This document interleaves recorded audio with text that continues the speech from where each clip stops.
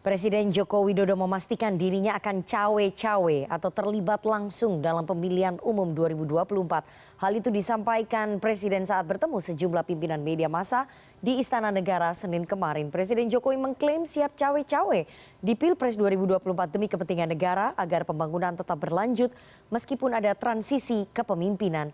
Ada apa di balik motif Presiden Jokowi siap cawe-cawe di Pilpres 2024? Sore ini kita akan membahasnya dengan narasumber melalui sambungan Zoom. Ada politisi Partai Keadilan Sejahtera Mardhani Alisera, ada tenaga ahli utama KSP Yohanes Joko, dan Direktur Lingkar Madani Ray Rangkuti. Selamat sore Bapak-bapak. Saya langsung saja. Saya mau ke... Selamat sore Mbak Nana, ya. Selamat sore Bang Ray, Pak Mardhani. Oke, saya mau langsung saja ke Mas Yohanes Joko. Mas, Presiden menyampaikan akan cawe-cawe di Pilpres 2024 demi negara karena memilih pemimpin 2024 sangat krusial, harus tepat dan juga benar. Kenapa Presiden harus cawe-cawe? Toh Presiden bukan ketua umum partai politik. Apakah kemudian artinya Presiden tidak percaya kemampuan partai melahirkan pemimpin, Mas Joko? Ya Mbak Rifana, teks dan konteks itu tidak bisa dipisahkan begitu Mbak. Maka teks terkait kata cawe-cawe ini tidak banyak yang orang tahu Mbak. Masyarakat juga tidak tahu karena ini adalah diksi dari bahasa Jawa. Cawe-cawe itu artinya ikut campur gitu. Dan itu bisa dipahami kata ikut campur ini kan sifatnya netral begitu Mbak. Netral dalam artian dia bisa ada dua tafsir. Tafsir negatif ataupun tafsir positif. Dan tafsir itu ditentukan oleh kepentingan mana orang itu akan menggunakan tafsir itu. Dan yang kedua adalah bagaimana kata yang netral itu harus diletakkan dalam konteksnya begitu Pak. Nah kalau dalam konteksnya ini saya ingin cerita sebenarnya diksi cawe-cawe itu muncul itu menaik dalam konteks politik hari ini itu pada tanggal 4 Mei ketika Bapak Presiden selesai mengunjungi Sarinah. Ada rekan dari media menanyakan terkait apakah ini maksudnya cawe-cawe Pak, pertemuan para pimpinan ketua umum parpol yang dilaksanakan sehari sebelumnya. Dan pada titik itu Bapak Presiden jelas sekali mengatakan bahwa ini bukan cawe-cawe karena urusan capres ataupun cawapres itu jelas itu adalah ranahnya partai politik dan ranahnya partai koalisi. Tetapi dalam perkembangannya Mbak Nana, saya selesaikan dulu nih Mbak supaya tidak putus. Dalam perkembangannya sampai akhir bulan ini orang melakukan framing sempit, melakukan prejudice bahwa seolah-olah Bapak Presiden itu akan melakukan cawe-cawe. Bapak Presiden dituduh dengan kondisi situasi-situasi yang ada, cawe-cawe akan dilaksanakan pada pemilu 2024. Maka dalam pertemuan dengan para pimpinan redaksi kemarin, itu sekalian saja Bapak Presiden sampaikan, iya saya akan melakukan cawe-cawe, tetapi sekali lagi Mbak, tetapi konteksnya bukan dalam kaitan politik partisan, tetapi dalam konteks melihat bagaimana posisi bangsa Indonesia hari ini, agar kedepannya kontestasi 2024 itu tidak membuat bangsa ini menjadi mundur ke belakang begitu. Mas Joko. Kurang lebih konteksnya seperti itu Mbak Rifana. Itu pembelaan dari KSP, tapi saya ingin tanya ya. Ketika Presiden Jokowi memberikan kode-kode pemimpin berambut putih, kemudian berkerut, kemudian tampil dengan dua kandidat capres, yakni Pak Prabowo dan juga Pak Ganjar, itu bukan bentuk cawe-cawe ya? Kode-kode semiotik itu bukan bentuk cawe-cawe ya Mas Joko ya? Loh, preferensi politik Bapak Presiden ini dalam konteks beliau Pak Jokowi sebagai Presiden jelas. Demarkasinya beliau menegaskan dalam pertemuan kemarin itu bahwa harus ada netralitas. Tetapi beliau sebagai sosok personal pasti tentu punya preferensi politik. Dan dalam konteks preferensi politik inilah Bapak Presiden sampai hari ini, sekali lagi Mbak, tahapan KPU itu belum berjalan dalam artian calon kandidat presiden belum ditentukan oleh KPU. Kalau itu sudah ditentukan pada titik itu Bapak Presiden dengan kode tegasnya beliau akan menjaga netralitasnya, akan membiarkan kompetisi itu berlangsung dengan jujur, adil dan demokratis. Mas Joko, artinya preferensi politik personalnya Presiden Jokowi boleh ditunjukkan ya sepanjang masa pendaftaran ataupun capres-capres definitif belum ditetapkan oleh KPU. Jadi boleh ya preferensi pilihan preferensi politik seorang presiden boleh ditunjukkan secara terbuka ke publik. Bukan Mbak Rifana, bukan preferensi dalam artian personalnya, tapi preferensi Bapak Presiden untuk melakukan komunikasi politik agar apa yang sudah dilakukan oleh pemerintahan hari ini dan posisi Indonesia hari ini ada keberlanjutan. Begitu Mbak Rifana. Oke. Itu bantahan dari KSP, tapi sulit karena preferensinya itu ditunjukkan kepada dua tokoh saja yang akan berkontestasi dalam Pilpres 2024, ke Pak Prabowo dan juga Pak Ganjar, dan itu bukan 1-2 kali saja peristiwa, banyak peristiwanya. Pak Mardhani dari PKS, Pak Mardhani, apakah kemudian pernyataan Presiden Jokowi yang siap cawe-cawe di Pilpres 2024 bisa dikatakan sebagai intervensi politik kekuasaan? Ini masuk ke dalam intervensi politik elektoral nggak? Atau Anda percaya bahwa ini cawe-cawenya demi negara akan netral? Anda percaya itu, Pak Mardhani? Rifana, niat baik itu harus dengan cara yang baik. Boleh jadi yang Mas Joko bilang benar, Pak Jokowi niatnya baik, tetapi caranya buat saya tidak baik karena sangat berbahaya. Presiden itu institusi yang punya harkat dan martabat yang tinggi. Di Indonesia, seorang presiden itu bukan cuma kepala pemerintahan, tapi juga kepala negara. Dan cawe-cawe dalam bab law politik ini berbahaya sekali karena itu bisa mengganggu proses yang natural. Contoh sederhananya, nyuwun sewu.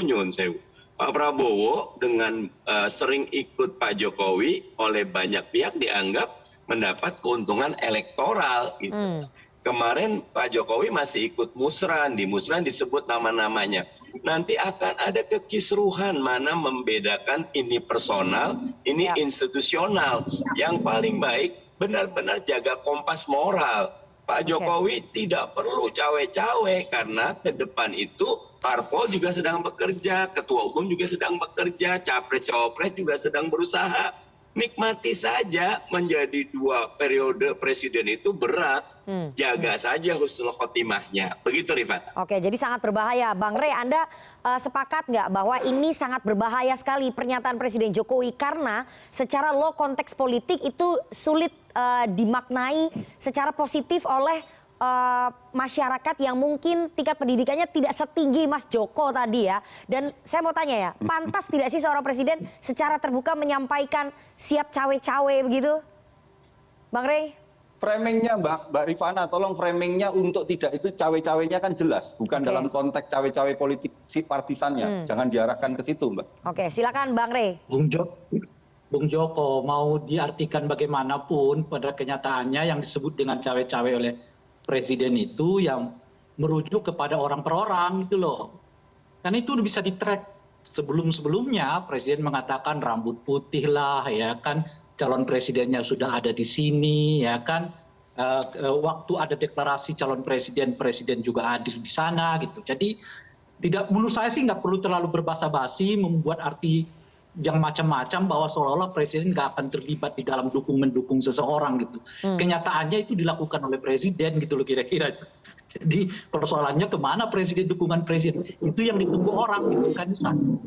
Yang kedua adalah soal, oke deh kalau begitu kita bicara soal legal formalnya dulu deh. Apakah memang presiden diperkenankan secara legal untuk ikut terlibat cawe-cawe, mendukung lah, nggak usah diperhalus lah Bung Joko. Udah jelas loh presiden sebelumnya udah kemana-mana kan pakai musra lah ya kan. Kalau nggak mau cawe-cawe orang-orang kan musra-musra itu juga nggak apa signifikansinya dan seterusnya itu gitu. Oke. Bung Rey, musra itu tidak ada sekarang intervensi dari presiden sama sekali, dan musra itu presiden hadir diundang Bung Rey. Jadi bukan presiden yang mengadakan musra. Kita tegaskan dulu itu. Nggak usah diperharus lah Bung Joko ya kan. Loh, benar, ini memang faktanya seperti ya, itu. Presiden juga kita bisa mengatakan ngapain juga presiden hadir di sana gitu loh. Karena diundang oleh relawannya, maka dia hadir. Kalau soal diundang kan sebentar Mas Joko, nggak perlu hadir lah urusan yang kayak begitu gitu loh. Ya kan sederhana aja. Loh, kalau nanti saya undang presiden mau datang nggak? Datang, makanya undangannya dikirim nanti melalui kita. Oke, kita fokus dulu nih. Iya kan, jangan dibuat sekarang undangan. Di tiap hari mungkin ratusan undangan di presiden itu ada, kan tinggal presiden milih mana yang dia mau datang mau nggak datang kan pada kekannya gitu. Oke, oleh karena itu kita jangan berbicara di sana deh. Kita berbicara soal legal formalnya mungkin nggak? Kalau kita bicara tentang legal formalnya boleh, nggak ada yang melarang itu. Konstitusi tidak melarang, undang-undang tidak melarang. Karena tidak melarang maka diatur. Di dalam undang-undang kita diatur, diperkenankan presiden bisa kampanye secara langsung. dengan syarat ada 3 tuh. Pertama adalah memperhatikan keberlangsungan penyelenggaraan negara. Yang kedua, tidak boleh melakukan kampanye saat yang bersamaan dengan wakil presiden. Yang ketiga, tentu saja tidak boleh menggunakan fasilitas negara. Jadi presiden itu nanti ada waktunya untuk kampanye. Oleh karena itulah kalau saya dari dulu mengatakan, Pak Presiden, tolonglah jangan dulu terlibat begitu dalam urusan cawe-cawe ini, karena ada waktunya secara formil nanti presiden untuk ikut terlibat kampanye. Mau hadir di mana presiden waktu mau kampanye itu dibolehkan. Cuma dengan syarat 3 ini. Memperhatikan keberlanjutan pemerintahan. Yang kedua adalah tidak bersamaan dengan wakil presiden. Jadi harus terpisah tuh. Dan yang ketiga adalah tidak menggunakan fasilitas negara gitu. Nah itu lebih konkret kita bicara Bung Joko ketimbang mengatakan bahwa presiden ini nggak ikut cawe-cawe. Sehingga kita bisa antisipasi kalau betul-betul presiden terlibat dalam konteks ini apa yang mau kita lakukan gitu loh. Karena pada dasarnya presiden diperbolehkan untuk melakukan itu gitu. Itu pertama. Nah dalam konteks itu saya juga mengatakan ada 3 hal yang perlu kita awasi kalau presiden betul-betul terlibat dalam konteks politik harian ini. Tapi berbahaya nggak Bang Rey? Berbahaya nggak? Ini yang saya sebut ada 3 yang perlu kita perhatikan itu. Satu adalah jangan sampai presiden menggunakan infrastruktur pemerintahan di bawahnya untuk kepentingan pemenangan seseorang. Yang paling dekat itu adalah menteri. Di bawah menteri itu kan ada ASN. Ada penegak hukum. ASN itu ada polisi, ada tentara gitu. Dan itu betul-betul harus kita jaga jangan sampai dipergunakan oleh presiden Yang kedua untuk pemenangan kandidat tertentu. Yang kedua adalah politik anggaran. Apa yang disebut dengan politik anggaran itu, jangan mendekati pilpres nanti tiba-tiba lonjakan biaya untuk bansos tinggi sekali gitu loh. Gelagat ini terjadi di beberapa tempat di pilkada yang khususnya incumbent mau maju lagi kan. Jadi politik bansos yang mestinya cuma 1 miliar, tiba-tiba dibuat 2 miliar, 3 miliar. Tujuannya adalah itu menarik simpati publik. Nah yang ketiga tentu saja penggunaan fasilitas negara. Jangan sampai termasuk di dalamnya misalnya ngundang seseorang untuk ke istana dalam hal ini kandidat tertentu yang sudah ditetapkan oleh KPU sebagai calon presiden yang kita tidak ada lihat hubungan profesionalnya gitu loh.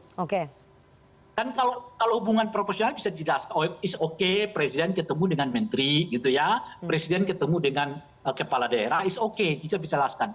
Tapi nggak ada kelihatan hubungan profesionalnya tiba-tiba diundang ke istana. Itu bagian yang kita sebut dengan menggunakan fasilitas negara untuk kepentingan politik. Seperti contoh konkret aja lah. Membawa salah satu calon presiden yang sudah dideklarasikan dalam pesawat kepresidenan secara bersamaan. Pulang dari Batu Tulis ke Solo ya. Saya mau tanya itu nanti. Tahan dulu Bang Rey, tahan dulu Bang Rey. Saya mau tanya jaminannya ke Mas Joko ini, tapi kita harus jeda terlebih dahulu. Jangan kemana-mana, tetap bersama kami di CNN Indonesia Newsroom.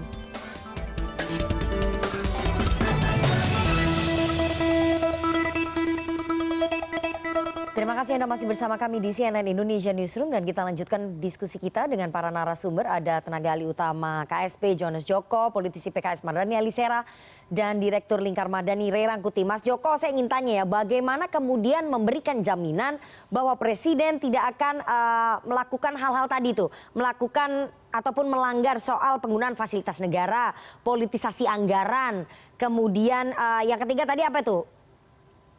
Bang Rey. Fasilitas negara, infrastruktur kekuasaan. Ya, infrastruktur kekuasaan seperti penegak hukum. Bagaimana kemudian menjamin supaya presiden tidak melanggar hal-hal tadi? Karena sulit ini. Salah satu contohnya tadi membawa salah satu capres dari Istana Batu Tulis ke Solo menggunakan pesawat kepresidenan.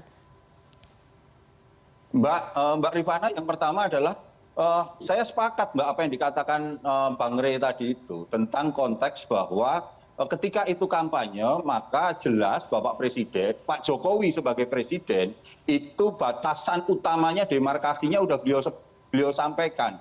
Bahwa tidak akan menggunakan alat, bahwa tidak akan menggunakan struktur-struktur maupun perangkat-perangkat dan sumber daya kekuasaan untuk digerakkan kepada salah satu calon atau salah satu partai. Itu sudah jelas Bapak Presiden kemarin menyampaikan hal tersebut dalam pertemuan para pemimpin redaksi.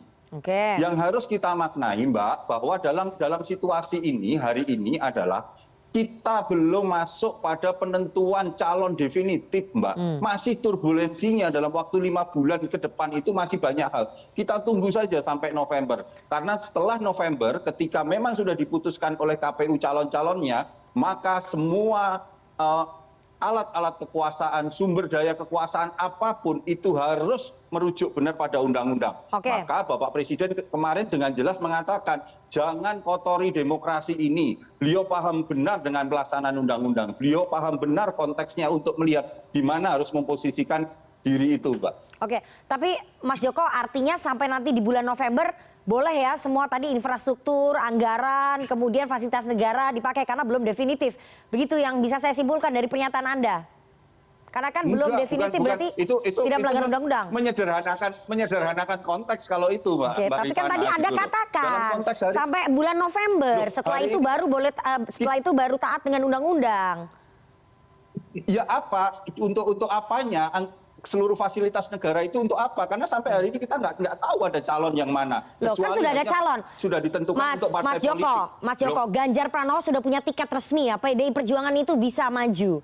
Artinya tiket resminya baru ada di Ganjar Pranowo. Mbak, resmi itu hanya benar-benar ketika KPU ketok palu calonnya si A, si B, si C. Baru betul-betul kita fix dengan itu. Sebelum itu dilakukan, Pak Mardhani paham benar sebagai politisi. Bang Rey ngerti benar sebagai aktivis. Turbulensi itu bisa aja terjadi pada menit-menit terakhir. Bukan begitu, Bang Mardhani? Oke, jadi menurut Mas Joko boleh lah ya semuanya dipakai sebelum nanti bulan November. Loh, dipakai untuk apa dulu? Jangan di framing seolah-olah ini dipakai untuk kepentingan politik. Tidak dalam konteks itu, Mbak. Begitu. Ya, saya mau ke Pak Mardhani. Pak Mardhani, Anda khawatir tidak bahwa bentuk cawe-cawenya ini, meskipun tadi ada janji ya dari Mas Joko bahwa ini tidak akan dipakai untuk kepentingan politik praktis, tapi bentuk cawe-cawe ini mengarah ke mobilisasi dukungan pada capres tertentu. Anda nggak khawatir ya? Meskipun tadi udah ada jaminan dari Mas Joko. Saya dari tadi bilang ini berbahaya, lebih dari khawatir, Rifana. Karena nyun sewu, Mas Joko, siapa bermain air pasti akan basah, siapa bermain api dia akan terbakar. Pak Jokowi itu lengser ke Prabonnya udah bagus sekarang ini. Jangan cawe-cawe, karena kayak sekarang kita itu tadi kan bagus tuh teks dan konteks, Mas Joko. Kita juga lihat antara filologis sama sosiologisnya. Di kita itu rata-rata sangat feodal. Pak Jokowi nggak menggunakan, tetapi di bawahnya bablas angine. Betul-betul jaga kompas moral. Presiden itu imparsial, kemudian negarawan. Apalagi nyun sewu kalau dilihat lebih detail lagi, Rifana, salah satunya yang sekarang kelihatan, framing bukan framingnya, ada skenario, seperti ada skenario bahwa yang maju yang ini saja, di antara yang melanjutkan proyek-proyeknya IKN, proyek-proyek Pak Jokowi. Padahal biarkan setiap zaman itu ada pemimpinnya, setiap pemimpin itu ada tantangannya. Tugas Pak Jokowi betul-betul mandat 10 tahun ini dituntaskan dengan husnul khotimah. Jangan cawe-cawe, begitu Rifana. Oke, Mas Joko, itu tadi ada kekhawatiran bahwa tokoh-tokoh yang mungkin tidak melanjutkan ke program-programnya Pak Jokowi ini dalam tanda kutip tidak bisa berlayar begitu dalam kontestasi Pilpres 2024. Tadi yang disampaikan oleh Bang Mardhani. Ya, kalau kita lihat kan jelas, Mbak, dari apa yang disampaikan oleh Bapak Presiden di berbagai forum, baik forum-forum tertutup maupun forum terbuka. Kondisi bangsa Indonesia hari ini, kita berada dalam situasi tantangan global di mana geopolitik yang terus memanas. Kondisi bangsa Indonesia hari ini kita dikhawatirkan bisa kalau tidak melakukan lompatan menjadi negara maju terjebak dengan middle income trap. Semuanya ini hanya bisa dilakukan dengan keberlanjutan program-program yang sudah dicanangkan oleh Bapak Presiden. Jangan lupa loh, Mbak, program-program dan apa yang dilakukan Bapak Presiden hari ini itu diakui oleh berbagai lembaga survei yang kita percaya mereka kredibel. Kompas itu 70%, LSI 82%. Inilah yang menjadi kunci, Mbak, untuk dilanjutkan. Oke, saya mau tanya ya. Koalisinya Pak Mardhani itu bukan ngomong tentang percepatan apa yang sudah ada hari ini, tetapi ngomong tentang perubahan. Kita harus diajak mundur ke belakang, begitu, Mbak. Oke. Tahu dari mana? Siapa bilang ke belakang, Mas Joko? Kita justru mau maju ke depan. Kayak IKN dengan 600 triliun, kita malah berpikir uang itu bisa membangun 10 center of excellence yang jauh lebih membawa dampak bagi pertumbuhan ekonomi dan intelektual di banyak tempat. Jadi biarkan premisnya adalah Pak Jokowi Makanya itu biarkan jangan berpikir yang menentukan Pak tahun ke depan, 5 tahun ke depan itu dikontrol pada lagi oleh Pak 14 Jokowi. Februari memilih kandidat siapapun yang diusung oleh partai-partai itu, gitu Pak Mardhani. Oke. Biarkan saja, tetapi hari ini landasannya Bapak Presiden harus mengkomunikasikan apa yang perlu dilakukan dan bagaimana situasi kita hari ini. Dan itu berbahaya. Contohnya ketika 6 pimpinan parpol diundang, Nasdem nggak diundang, kan sudah ada koalisi yang lain. Sekarang di antara cawe-cawe itu nomor 3-nya tadi melanjutkan. Buat saya itu sangat gamblang seperti matahari siang. Dan itu tidak sehat, tidak boleh. Oke, Bang. Mau etika dan moralnya harus dijaga. Gitu. Oke. Justru Bang Rey, Bapak Presiden ketika tidak cawe-cawe, maka beliau tidak beretika dan tidak bermoral karena sebagai kepala negara membiarkan bangsa ini dalam situasi dan kondisi mandek gitu loh. Oke, sebentar. Itu premis yang salah. Itu premis yang salah. Saya harus kasih kesempatan ke Bang Rey. Sebentar Mas Joko, Bang Mardhani, saya mau kasih kesempatan ke Bang Mardhani. Bang Mardhani, apakah ini kemudian demokrasi kita menjadi tidak sehat ketika kemudian Presiden Jokowi mengaku bahwa dia akan cawe-cawe di Pilpres dalam tanda kutip demi negara? Apakah kemudian ini suatu bentuk ancaman demokrasi atau bagaimana sih Bang Rey? Ya, ancaman atau tidaknya tergantung pada 3 hal yang saya sebutkan tadi ya. Sejauh mana Presiden betul-betul teguh untuk satu tidak mempergunakan infrastruktur pemerintahan di bawahnya untuk pemenangan tertentu gitu ya. Yang kedua adalah soal tidak menggunakan politik anggaran gitu. Yang ketiga fasilitas negara.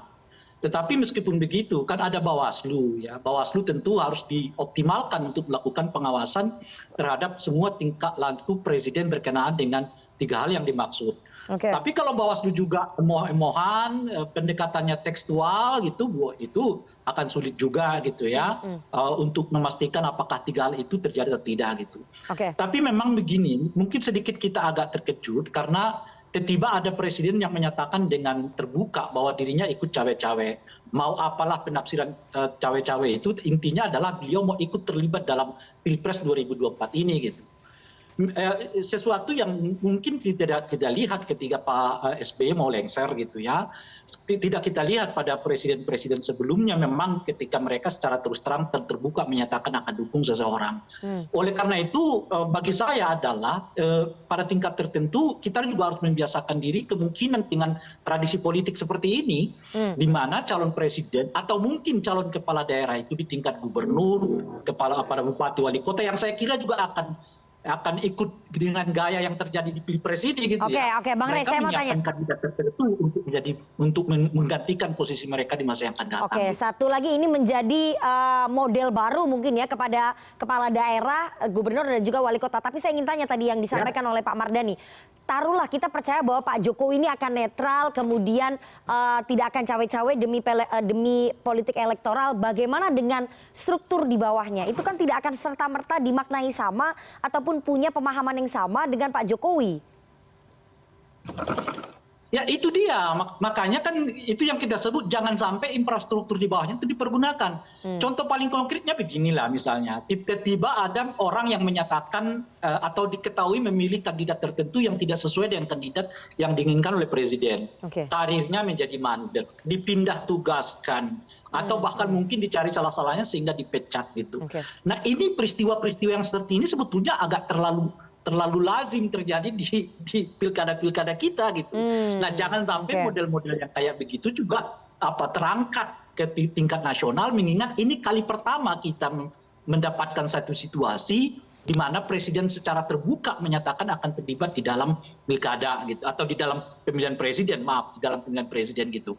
Jadi ini model-model yang biasa. Terkadang dipindah dia di sini, pindahnya ke sana, atau misalnya mempergunakan politik hukum, kan orang dikejar-kejar dengan kasus-kasus tertentu yang ketika terjadi perubahan politik kasusnya juga didiamkan dan seterusnya. Nah ini semua yang perlu diperhatikan oleh kita. Oleh karena ini bukan pekerjaan besar, ini bukan pekerjaan kecil, ini jelas pekerjaan besar karena mengawasi keseluruhan institusi negara yang di bawah langsung pengaruh itu presiden, akan sulit ya, agar betul-betul netral ya, independen. Presidennya boleh tidak netral, Ingat ya, karena presiden juga menyatakan mendukung seseorang gitu, tetapi kekuasaan yang berada di dalam dirinya harus dipastikan tetap netral, tidak boleh berpihak kepada siapapun. Oke, kita tunggu nanti bagaimana implementasinya. Kita tagih janjinya seperti yang disampaikan oleh Mas Joko tadi, bahwa presiden sekali lagi akan netral dan tidak akan cawe-cawe demi kepentingan elektoral calon tertentu begitu ya. Karena sekali lagi masa depan demokrasi Indonesia akan sangat bergantung pada jujur, adil dan juga fairness dalam kontestasi Pilpres 2024. Kita tunggu nanti bagaimana komitmen dari Presiden Jokowi. Terima kasih sekali 3 orang narasumber yang sudah bergabung pada sore hari ini. Ada Mas Joko, Bang Mardhani dan juga Bang Rey. Sehat selalu. Salam. Bang Mardhani.